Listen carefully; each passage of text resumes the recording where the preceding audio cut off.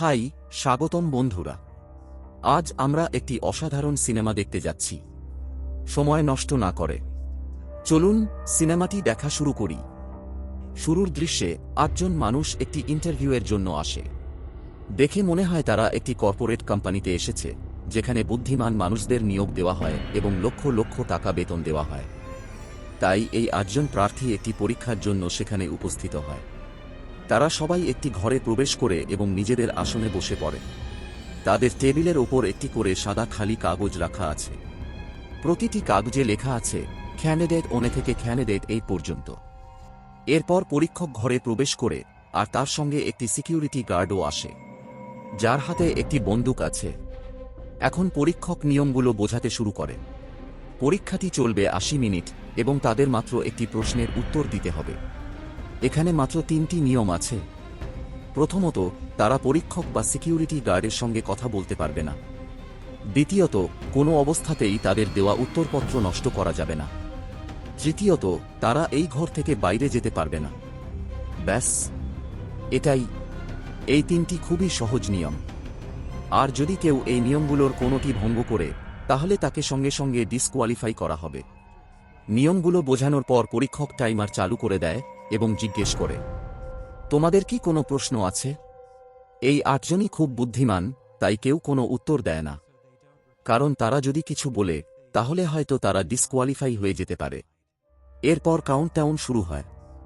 যখন তারা কাগজটির দিকে তাকায়, তখন দেখে সেখানে কোনো প্রশ্নই লেখা নেই। সবাই একেবারে বিভ্রান্ত হয়ে যায়।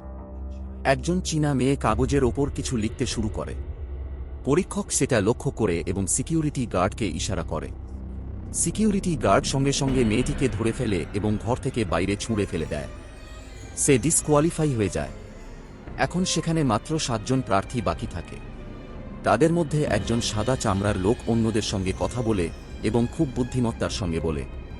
নিয়মে বলা হয়েছিল তারা পরীক্ষক বা সিকিউরিটি গার্ডের সঙ্গে কথা বলতে পারবে না, কিন্তু কোথাও বলা হয়নি যে তারা একজন আরেকজনের সঙ্গে কথা বলতে পারবে না। সিকিউরিটি গার্ড তার কথায় কোনো প্রতিক্রিয়া দেখায় না। তখন তারা বুঝতে পারে যে তারা নিজেদের মধ্যে কথা বলতে পারবে। এরপর তারা আলোচনা করে এবং সিদ্ধান্ত নেয় যে তারা কেউই তাদের আসল নাম বলবে না, বরং তারা নিজেদের চেহারার ওপর ভিত্তি করে ডাকনাম দেবে। একজনকে তারা বলে হোয়াইট গায়, আরেকজনকে বলে ব্ল্যাক গায়, আরেকজনকে বলে ব্রাউন গায়। একজন মেয়ের চুল সোনালি রঙের, তাই তাকে তারা বলে ব্লন্ড। আরেকজন মেয়ের চুল গা রঙের, তাই তাকে বলে ডার্ক। আরেকজন মেয়ের নাম তারা দেয় পানাচ। সবশেষে সেখানে একজন লোক আছে যে খুবই নিরীহ মনে হয়, এবং তারা যা বলছে শেষবের কিছুই যেন সে শুনছে না, তাই তারা তার নাম দেয় ডিএফ। সেই লোকটি কিছু একটা বলে, কিন্তু সে ফরাসি ভাষায় কথা বলে আর কেউই তাকে বুঝতে পারে না। এখন তারা সবাই প্রশ্নটি খুঁজতে শুরু করে। তারা ভাবে হয়তো প্রশ্নটি কাগজের ভেতরে লুকানো আছে, তাই তারা কাগজটিকে আলোয় ধরে দেখে, কিন্তু এতে কোনো কাজ হয় না। ঠিক তখনই ব্লন্ড মেয়েটি লক্ষ্য করে যে সেখানে ইমার্জেন্সি ইনফ্রারেড নীল আলো রয়েছে। তারা ঘরের সব লাইট ভেঙে ফেলে। সঙ্গে সঙ্গে ইমার্জেন্সি নীল আলো জ্বলে ওঠে আর পুরো ঘরটি নীল আলোয় ভরে যায়। তারপর তারা কাগজটিকে সেই নীল আলোর নিচে ধরে, কিন্তু তবুও কাগজটি একেবারে খালি দেখায়। তারা কিছুই খুঁজে পায় না। এদিকে বোয়াক্কায় হঠাৎ নীল আলোর পিছনে আরেকটি আলো দেখতে পায়। এটা দেখার পর তারা নিজেদের জুতা ব্যবহার করে নীল আলোটিও ভেঙে ফেলে। এরপর একটি হলুদ আলো জ্বলে ওঠে এবং পুরো ঘরটি হলুদ রঙে ভরে যায়। তারা আবার কাগজটিকে সেই হলুদ আলোর নিচে ধরে, মনে করে হয়তো এবার কিছু দেখা যাবে, কিন্তু সেখানেও কিছুই দেখা যায় না। এটা দেখে সবাই আরও বেশি উদ্বিগ্ন হয়ে পড়ে। এখন মাত্র 60 মিনিট সময় বাকি আছে। ঠিক তখন ওয়াইকায় চীনা মেয়েটির টেবিলের কাছে যায় এবং তার কাগজটি নিয়ে নেয়। নিয়ম অনুযায়ী একজন প্রার্থী নিজের কাগজ নষ্ট করতে পারবে না, কিন্তু কোথাও বলা হয়নি যে সে অন্য কারো কাগজ নষ্ট করতে পারবে না। তাই সে একটি পেন্সিল দিয়ে চীনা মেয়েটির কাগজে এলোমেলোভাবে আঁকিবুঁকি করতে শুরু করে, কিন্তু তবুও সেখানে কোনো প্রশ্ন খুঁজে পাওয়া যায় না। এই 7 জনের মধ্যে যে নিরীহ ছেলেটি আছে, সে আবার ফরাসি ভাষায় কিছু একটা বিড়বিড় করে, কিন্তু এবারও কেউ তাকে বুঝতে পারে না। ঠিক তখন ডার্ক মেয়েটি বলে যে এই কোম্পানির মালিক খুবই রহস্যময় একজন মানুষ। সে কখনো বাইরে আসে না বা নিজেকে বিশ্বের সামনে প্রকাশ করে না। সে সব সময় ছায়ার আড়ালেই থাকে। এটা শুনে ব্রাউন গায় একটু সন্দেহ করে এবং তাকে জিজ্ঞেস করে, সে এসব কথা কিভাবে জানে? তার মনে হয় হয়তো এই মেয়েটি কোম্পানিরই কেউ, যে গোপনে তাদের ওপর নজর রাখছে এবং ইচ্ছে করে তাদের বিভ্রান্ত করছে। এরপর আরেকজন মেয়ে বলে, নিয়মে শুধু বলা হয়েছিল যে তারা সিকিউরিটি গার্ডের সঙ্গে কথা বলতে পারবে না, কিন্তু কোথাও বলা হয়নি যে তারা তাকে স্পর্শ করতে পারবে না। তাই সে ধীরে ধীরে গার্ডের কাছে গিয়ে দাঁড়ায় এবং তার পকেট পরীক্ষা করে। তার পকেটের ভেতরে সে একটি লাইটার খুঁজে পায়। ঠিক যেমনটা সে ভেবেছিল, সিকিউরিটি গার্ড একদম স্থিরই দাঁড়িয়ে থাকে। সেই লাইটারটি ব্যবহার করে তারা ফায়ার অ্যালার্ম চালু করার পরিকল্পনা করে, যাতে স্প্রিংকলার পাইপ থেকে পানি পড়তে শুরু করে। তাদের ধারণা, যখন পানি কাগজেরও পড়বে তখন হয়তো সেখানে কিছু একটা দেখা যাবে। এই পরীক্ষার জন্য তারা চীনা মেয়েটির কাগজ ব্যবহার করার সিদ্ধান্ত নেয়। একজন মেয়ে টেবিলের ওপর উঠে দাঁড়ায়, আর বাকি সবাই নিজেদের কাগজগুলো পানির হাত থেকে নিরাপদে রাখে। কিন্তু হোয়াইট গাই গোপনে একটি চালাকি করে। সে চুপিসারে চীনা মেয়েটির কাগজের সঙ্গে মেয়েটির নিজের কাগজটি বদলে দেয় এবং সেটাই তাকে দিয়ে দেয়। মেয়েটি কিছুই বুঝতে পারে না। সে নিজের অজান্তেই নিজের কাগজে আগুন লাগিয়ে দেয় এবং ফায়ার অ্যালার্ম চালু হয়ে যায়।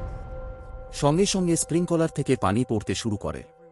সবাই দ্রুত তাদের কাগজগুলো সেই পানির নিচে ধরে। এদিকে সিকিউরিটি গার্ড কোনো একটি নির্দেশনা পায় এবং মেয়েটির দিকে এগিয়ে আসে। মেয়েটি যখন ঘুরে দাঁড়ায় তখন হঠাৎই অবাক হয়ে দেখে তার কাগজটি আর টেবিলের ওপর নেই। সে কিছু বোঝার আগেই সিকিউরিটি গার্ড তাকে ধরে ফেলে এবং টেনে হিঁচড়ে ঘরের বাইরে নিয়ে যায়। বের করে নিয়ে যাওয়ার সময় সে হোয়াইট গায়ের দিকে চিৎকার করে, কারণ সে তাকে বিশ্বাসঘাতকতা করেছে। এরপর ফায়ার অ্যালার্ম বন্ধ হয়ে যায়। সেই নিরীহ ছেলেটি আবার ঘড়ির কাছে গিয়ে দাঁড়ায়, যেন সে কোনো কিছুর প্রতি অদ্ভুতভাবে আসক্ত। হোয়াইট গাই তার কাছে গিয়ে তাকে খুব খারাপভাবে অপমান করতে শুরু করে। এতে নিরীহ ছেলেটি কাঁদতে শুরু করে। তারপর হোয়াইট গাই তাকে জোর করে নিজের কাগজ খেতে বাধ্য করে। অবাক করার মতো বিষয় হল, সেই নিরীহ ছেলেটি সত্যিই নিজের কাগজ খেয়ে ফেলে। এটা দেখে সিকিউরিটি গার্ড সামনে এগিয়ে আসে। সে তাকে ধরে ফেলে এবং ঘর থেকে বের করে দেয়। এখন সেখানে মাত্র 5 জন প্রার্থী বাকি থাকে। হোয়াইট গাই শুরু থেকেই সবার সঙ্গে খুব অসভ্য আচরণ করছিল। এখানে একমাত্র ব্ল্যাক গাই তাকে প্রশ্ন করে এবং তার বিরুদ্ধে কথা বলে। বাকি সবাই সবকিছু দেখলেও কোনো প্রতিক্রিয়া দেখায় না, কারণ তাদের কাছে প্রতিযোগী কমে গেলেই সেটাই যথেষ্ট। কিছুক্ষণ পর হোয়াইট গাই আবারও রূঢ় আচরণ করতে শুরু করে। এটা দেখে ব্ল্যাক গাই রেগে যায়। সে তাকে জোরে আঘাত করে অজ্ঞান করে ফেলে, তারপর তাকে একটি চেয়ারের সঙ্গে বেঁধে ফেলে। কিছুক্ষণ পর যখন হোয়াইট গায়ের জ্ঞান ফিরে আসে, তখন তার মুখ তার নিজের টাই দিয়ে বেঁধে দেওয়া হয়েছে। সে ইশারায় কিছু বোঝানোর চেষ্টা করে। তারা তার মুখের টাই খুলে দিলে সে বলে, তার একটি রোগ আছে এবং তাকে ঠিক সময় মতো একটি ওষুধ খেতে হয়। যদি সে সেই ওষুধ না খায় তাহলে সে মরে যেতে পারে। সে বলে ওষুধটি তার পকেটের ভেতরে আছে, কিন্তু তারা যখন তার পকেট পরীক্ষা করে তখন সেখানে কোনো ওষুধ খুঁজে পায় না। হোয়াইট গাই বলে, হয়তো কেউ সেটি চুরি করে লুকিয়ে রেখেছে। সে তাদের কাছে অনুরোধ করতে থাকে তাকে ছেড়ে দিতে। সে বলে তার এই প্রতিযোগিতার দরকার নেই, সে শুধু বেঁচে থাকতে চায়। কিন্তু ব্ল্যাক গাই তার কথা বিশ্বাস করে না। হোয়াইট গাই তখন বলে, তারা জানেই না যদি সে ওষুধ না খায় তাহলে কি হতে পারে। ঠিক তখন ব্ল্যাক গাই যেন আগে থেকেই সব জানে এমনভাবে লক্ষণগুলো বলতে শুরু করে। সে বলে, প্রথমে মানুষের শ্বাস নিতে কষ্ট হবে, তারপর সে অজ্ঞান হয়ে যাবে, এরপর সে কোমায় চলে যাবে, আর শেষ পর্যন্ত সে মারা যাবে। সে এসব জানে কারণ ব্ল্যাক গায়েরও একই রোগ আছে। এদিকে ঘরের অন্য পাশে আরেকটি আলোচনা শুরু হয়। তারা ডার্ক মেয়েটিকে সন্দেহ করতে শুরু করে, মনে করে হয়তো সে কোম্পানিরই একজন স্টাফ। ব্রাউন গাই তাকে একটি চেয়ারের সঙ্গে বেঁধে ফেলে। দেখে মনে হয় সে একসময় সেনাবাহিনীতে কাজ করত। সে কাগজটিকে এমনভাবে ভাঁজ করে যেন সেটি একটি ধারালো অস্ত্র। তারপর সেটিকে ছুরির মতো ব্যবহার করে মেয়েটির উরুতে আঘাত করে। সে তাকে নির্যাতন করতে থাকে এবং বারবার জিজ্ঞেস করে, প্রশ্নটা কি? তার বিশ্বাস, যেহেতু কোম্পানি এত কঠিন পরীক্ষা নিচ্ছে তাহলে তারা নিশ্চয়ই তার মতো কঠিন মানসিকতার কাউকে খুঁজছে। মেয়েটি তখন কাঁদতে শুরু করে। সে চোখের পানি ফেলতে ফেলতে চিৎকার করে, কিন্তু ব্রাউন গাই থামে না। এবার সে তার চোখের দিকে হুমকি দেয়। সে বলে, যদি সে সত্যি কথা না বলে তাহলে সে তাকে অন্ধ করে দেবে। ভয়ে কাঁপতে কাঁপতে মেয়েটি কাঁপতে থাকে এবং বারবার বলে সে কিছুই জানে না। শেষ পর্যন্ত ব্রাউন গায়ে বলে, এত নির্যাতনের পরেও যখন মেয়েটি কিছু স্বীকার করছে না, তাহলে সম্ভবত সে তাদের দলের কেউ নয়, তাই সে তাকে ছেড়ে দেয়। ঠিক তখনই এত সহিংসতা দেখে ব্ল্যাক গায়ের হঠাৎ হার্ট অ্যাটাক হয়। ব্লন্ড মেয়েটি দ্রুত ডার্ক মেয়েটিকে খুলে দেয়। এদিকে হোয়াইট গায় আবার অজ্ঞান হয়ে পড়ে। এখন সবাই বুঝতে পারে সে সত্যিই ওই রোগে ভুগছে।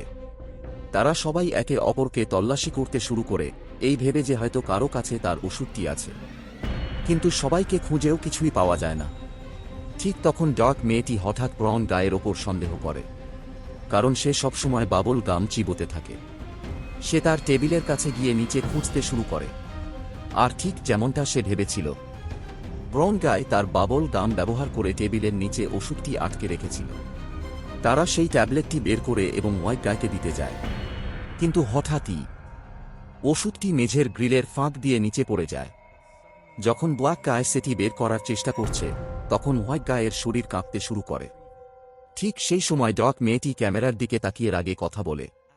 সে বলে, একজন মানুষ মরতে বসেছে, তবুও তারা এই পরীক্ষা চালিয়ে যাচ্ছে। এদিকে ব্লন্ড মেয়েটি তার চুলের পিন ব্যবহার করে গ্রিলের ভেতর থেকে ওষুধটি বের করে আনে। তারপর সেটি হোয়াইট গায়কে খেতে দেয় আর তার জীবন বাঁচিয়ে ফেলে। কিন্তু যেহেতু ডার্ক মেয়েটি ক্যামেরার মাধ্যমে পরীক্ষকের সঙ্গে কথা বলেছিল, তাই নিয়ম ভেঙে গেছে। কিছুক্ষণ পর গার্ডরা ঘরে ঢুকে তাকে বাইরে নিয়ে যায়। সে ডিসকোয়ালিফাই হয়ে যায়। এরপর তারা হোয়াইট গায়কে খুলে দেয়। এখন সেখানে মাত্র 4 জন প্রার্থী বাকি থাকে, হোয়াইট গায়, ব্ল্যাক গায়, ব্লন্ড মেয়েটি এবং ব্রাউন গায়। ঠিক তখনই হোয়াইট গায় হঠাৎ বলে সে ইতিমধ্যেই প্রশ্নটি খুঁজে পেয়েছে। এটা শুনে সবাই তাকে জিজ্ঞেস করে, প্রশ্নটা কি? সে উত্তর দেয়। তারা নিজেরাই সেই প্রশ্নের উত্তর।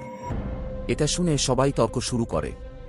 তারা বলে, যদি একটাই প্রশ্ন থাকে তাহলে তো একটাই উত্তর থাকার কথা। কিন্তু হোয়াইট গায় ব্যাখ্যা করে, অনেক সময় প্রশ্নের একাধিক অপশন থাকে। একটা উপায় হলো সরাসরি একটি উত্তর বেছে নেওয়া, কিন্তু সেটি ভুলও হতে পারে। আরেকটি উপায় হলো এক এক করে ভুল অপশনগুলো বাদ দেওয়া, যতক্ষণ না শুধু সঠিক উত্তরটি বাকি থাকে। সে বলে, এই কোম্পানি ঠিক দ্বিতীয় পদ্ধতিটিই বেছে নিয়েছে।